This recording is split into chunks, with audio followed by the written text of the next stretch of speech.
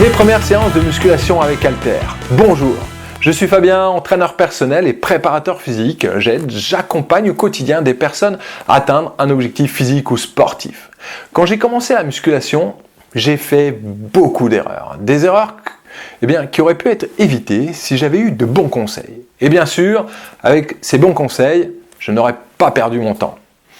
Si c'était à refaire, voici ce que j'aurais changé. Cela vous évitera de faire les mêmes erreurs et de perdre vous aussi votre temps. Première erreur, c'est de ne pas en faire trop. À l'époque, je m'entraînais beaucoup, trop de séries et trop d'entraînements. Si j'allais pas à la salle, j'en devenais malade. Je pensais que plus j'en faisais, plus j'aurais de résultats. Très grosse erreur. Mes muscles n'avaient en fait pas le temps de se reconstruire. Maintenant, je m'entraîne beaucoup moins qu'avant, je m'entraîne mieux et surtout, je me repose car le tissu musculaire se développe lors des phases de récupération. À vouloir en faire trop, je brassais également beaucoup de vent. Je bougeais mes haltères dans le vide. À vouloir en faire trop, je n'étais pas concentré sur l'intensité de mes séances. La connexion muscle-cerveau était inexistante. Maintenant, je me concentre sur chaque répétition, aussi bien sur la contraction que sur la phase négative, c'est-à-dire quand le muscle cède sous la charge. Faites-le également et votre développement musculaire sera meilleur. Trop de biceps. Pec, biceps, mon entraînement tournait principalement autour de ces deux muscles.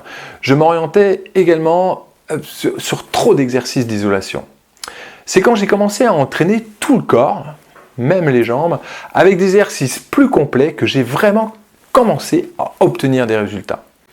En basant principalement son entraînement sur des exercices polyarticulaires, ce qu'on appelle les mouvements de base, on soumet l'organisme à un stress important qui stimule le système nerveux et favorise la libération d'hormones anaboliques naturelles. Résultat, un gain de masse maigre plus important. Troisième erreur, pas de carnet d'entraînement. J'ai remarqué un jour que ma charge d'entraînement au développé couché était exactement la même qu'un an auparavant. Même charge et plus ou moins le même nombre de répétitions. Mon corps ne pouvait donc pas grossir plus car je n'avais pas appliqué un principe essentiel pour enregistrer une croissance musculaire, c'est de pratiquer à chaque fois un entraînement à un niveau plus élevé. Mais comme je ne notais rien, je ne savais pas où j'en étais, je ne pouvais donc pas mettre en place une stratégie de progression.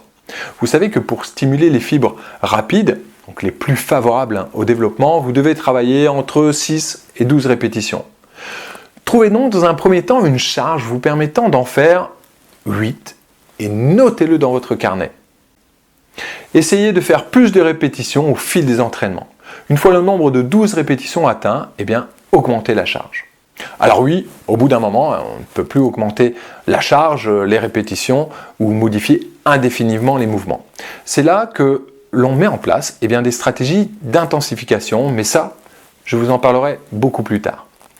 Donc mettez en place une planification que vous allez garder plus ou moins 2 mois et notez tout. Les séries, les répétitions, la méthode de travail, les charges et les objectifs à atteindre pour la prochaine séance. Voici donc mes 3 conseils. Entraînez-vous intelligemment et reposez-vous. Déterminez une stratégie précise et faites-vous conseiller sur le plan des exercices. Ensuite, dernier conseil, tenez un carnet d'entraînement.